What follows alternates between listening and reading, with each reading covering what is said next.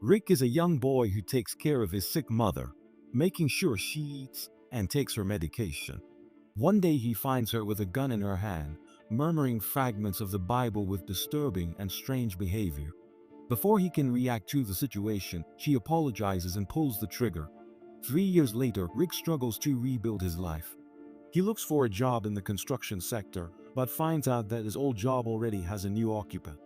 In a state of desperation, he turns to his friend Jeremy, who gets him a job despite his late arrival. While at his new job, Ricky suffers an injury and at that moment spots a woman in the garden, Antoinette. Rick kindly requests a first aid kit, but she refuses. After explaining he just needs to disinfect his wound to keep working, she finally agrees. While treating his injury, a servant murmurs something to Antoinette and she quickly dismisses Rick. However, upon leaving, he stumbles upon a room where there is cash on the table. Driven by need, he sneaks in to take one bill. But before he can leave, an old man, George Trayton, likely the mansion's owner, catches him. Soon, Antoinette arrives furious and fires him on the spot, promising to ruin his chances of getting another job. Rick, pleading, admits his mistake and argues that he was robbed that morning and is just looking for a home for his shoulder. Mr. Drayton absolves him and hands over the entire stack of cash as an advance payment. Rick and Megan lead a luxurious life, fancy dinners, and rekindling his relationship with his ex Tonya. Jeremy, laughing, calls him a failure unable to achieve his dreams. The next day, Rick and Jeremy argue about the meaning of their work, but Antoinette bursts in, summoning Rick to Mr. Dryden. The old man regrets not having family to inherit his fortune, then asks if he's happy. Rick admits he used to practice religion. Drayton, who was also an orphan, now clings to his beliefs in his final days. Then he makes a chilling proposal. If Rick eats a dish made from his corpse, he'll inherit his fortune. Rick, horrified, initially thinks it's a joke, but Drayton insists on his offer, a dish for infinite wealth. Despite everything, Rick refuses, but Drayton claims that he is the right person to carry out this task. That night, Rick returned home only to find Jeremy throwing a party. Tonya is present, but before they can chat, Jeremy mocks Rick's failures. Later, Tonya tells Rick that she never imagined she would stay after her mother's death. Suddenly, Jeremy causes a scene due to his drunken state, something brutal and humiliating for Rick. Later, he sits in his room devastated, looking at his weapon and considering the worst. However, he decides to set it aside and breaks down in tears. The next morning, he makes frantic calls for jobs, but doesn't get positive results. His desperation is interrupted by a knock on the door. A man hands him an envelope and informs him he needs to present himself at the mansion. Inside the envelope, he finds an invitation, one formal suit. The man tells him that he will wait outside in the car, and his respectful attitude raises Rick's suspicions about Jeremy. Soon, Rick arrives at Mr. Drayton's mansion, where Antoinette tells him the old man died that day. She hands him a contract stipulating that if Rick consumes a meal prepared with Mr. Drayton's body, he will inherit his fortune.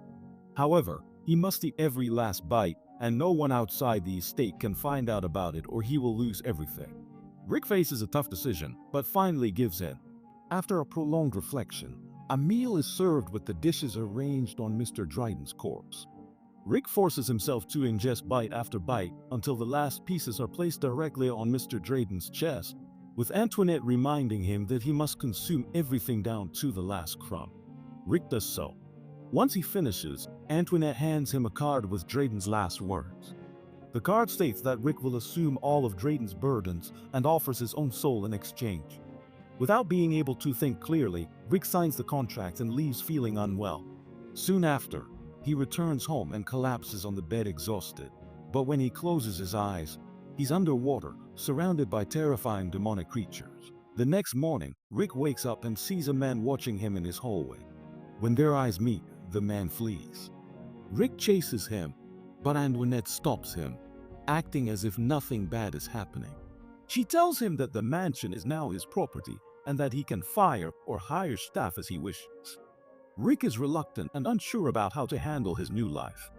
Antoinette gives him an unlimited credit card and urges him to enjoy his wealth without worrying about the consequences later.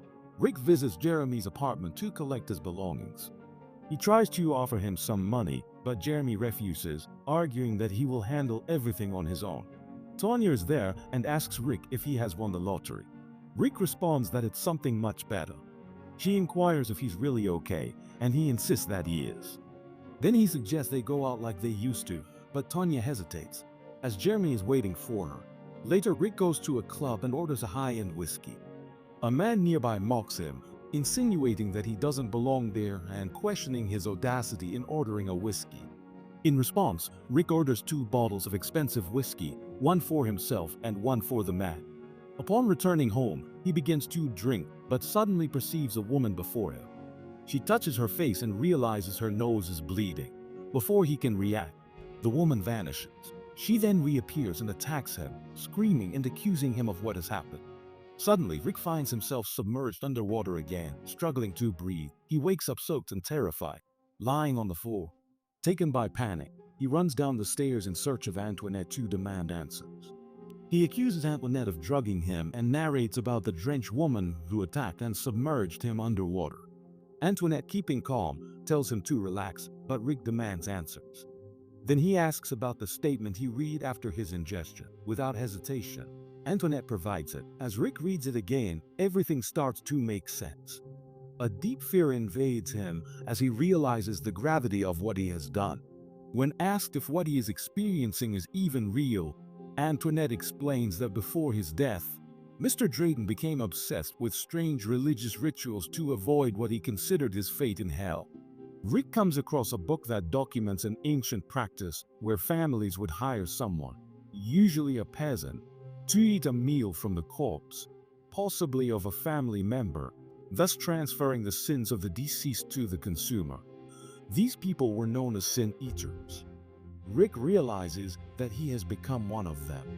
Antoinette confirms it and explains that immense wealth always carries a cost. This is the price Rick agreed to pay by consuming from Drayton's corpse. Logic starts to form in his mind and Rick panics, shouting he needs to fix this situation. Without waiting for a response, he runs out of the house, ignoring Antoinette's pleas for him to calm down. Desperate for redemption, Rick heads to a church to confess. He acknowledges that he knows he has committed sins, but he doesn't even understand the nature of them. The priest tells him that he must first admit his mistakes before receiving absolution. Without such acknowledgement, forgiveness is not possible. Frustrated, Rick returns home and begins questioning the servants about Mr. Drayton. However, they all avoid him, refusing to answer honestly.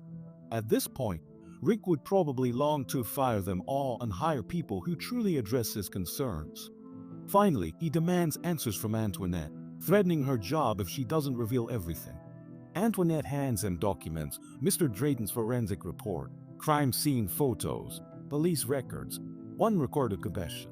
Rick discovers that Mr. Drayton had been suspected of murdering his wife Susan, who had had an affair. Although Mr. Drayton always proclaimed his innocence, Rick realizes that the woman who attacked him was the spirit of Susan. Shortly after, Rick returns to the church and confesses, saying that he killed Susan. The priest asks why he did it, but Rick, overwhelmed, says he has no answer, just regret for everything that happened. While the priest prays, Susan's vengeful spirit reappears and tries to strangle Rick. Fortunately, the priest's prayers drive her away and Rick is free. Good thing the sacred prayers are more effective than Rick's impulsive decisions. The next day, Tonya contacts Rick, worried about Jeremy. She mentions that he has been acting paranoid and distant, and asks him to talk to him before it's too late. That night, Rick observes a dark figure standing silently near his sofa. Suddenly, a lamp falls to the floor. Following a cable lying on the ground, Rick is paralyzed with fear upon seeing a masked man nearby. The man with the mask advances towards Rick, who, terrified, stumbles upstairs in search of Antoinette.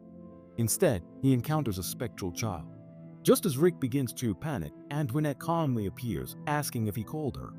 Rick tries to explain himself, but he's out of breath. Antoinette then reveals a surprising truth. Mr. Drayton was not born into wealth. He had also been a sin eater, the method employed to achieve his fortune. Sin eaters inherit the guilt of their clients, assuming all the crimes and misdeeds of the deceased. Antoinette clarifies to Rick that everything he is witnessing, from ghosts to unsettling visions, is a consequence of those sins. She warns him that this torment will never end. Antoinette shares that over the years, she has found ways to overcome her own fears. Mr. Drayton was consumed by this burden. He lived under constant fear, tormented by the same visions that now haunt Rick. Finally, Mr. Drayton couldn't bear it any longer and chose to take his own life, aware that his sins would fall upon Rick. Rick asks how he can free himself from such a burden. Antoinette informs him that the only way to do it is by transferring these sins to another person willing to take his place. If he doesn't, the sins will accompany him until his death, and his suffering will persist even after that. She advises him to enjoy his wealth while he can, and offers him pills to help cope with the situation. Rick refuses, arguing that she cannot help him. Then he returns to the church for peace, but the priest refuses to let him in, even saying it's not his problem. That night, unable to sleep, Rick finally gives in and takes the pills. While in bed, he sees a ghostly figure nearby. It disappears and reappears moments later, looming over him. Rick goes mad, falls out of bed, and begins to convulse. Just then, Antoinette enters. Although Rick is no longer fully conscious, he hears his mother's voice and sees her standing in front of him. As Rick approaches the figure of his mother, Dr. Kildare revives him. Later, Rick tells Antoinette that he wants to try something new. Antoinette, although skeptical, agrees to help him, admitting that even Mr. Drayton never considered this option. She asks Rick if he is really ready to leave it all behind. He says yes, but hesitates when she asks if he has someone in mind to transfer the sins to. Then he asks if Antoinette would take them instead. He suggests this could free her from her current life, giving her control for the first time. Antoinette hesitates, noting her contract might not allow it. Rick insists, saying he can't do it alone. Soon, Antoinette suggests Jeremy is the next Sin Eater, but Rick refuses, asserting that he can't do that to someone he's known his whole life. Antoinette explains that she is referring to someone desperate, capable of resorting to theft and violence. Suddenly, Rick sees a ghost behind her and becomes more frantic, insisting that Jeremy cannot be the chosen one. At that precise moment, Jeremy calls distress, indicating that he is in trouble with dangerous people and needs money. Rick rushes to his house with cash. The place is a mess. He grabs his weapon in case things get dangerous, but then sees a specter asking for help and, in a panic, shoots. However, upon looking again, he realizes he has shot Tonya. Shocked, he observes her lifeless body. Shortly after, Rick's driver appears and takes him away from the crime scene, bringing him home. Antoinette assures him that everything will be resolved. Exhausted, Rick mentions that he just wishes for it all to end. Antoinette assures him that she knows what he must do to find peace. Rick decides to transfer the curse to Jeremy and calls him. Jeremy arrives distressed, saying that Tonya is dead. He blames himself, believing he could have saved her. Hopeless, Jeremy asks to work for Rick. Antoinette reveals the truth. Rick wants Jeremy to become his Sin Eater. Jeremy must consume a meal from Rick's corpse to inherit his fortune. Terrified, Jeremy asks if Rick is about to die. Antoinette clarifies that Rick has decided this life is not for him and trusts that Jeremy will be able to bear the burden. Shortly after, Rick lies on a table while Dr. Kildare prepares for the ritual. Antoinette assures him it will work soon. Kildare administers a lethal injection, stopping Rick's heart. In another dimension, Rick wakes, glimpsing public ghosts asking for help and his mother afar. As he nears, she becomes Tonya. They apologize before Tonya vanishes. Soon, the ghosts turn to Rick, but his mother's spirit drives them away. Then, gap. Upon regaining consciousness, Antoinette confirms Jeremy completed the ritual, reciting the prayer and assuming Rick's life. Rick realizes the ghosts have vanished and confirms his freedom. Antoinette mentions that Jeremy has accepted his new role and hopes that Rick will do the same.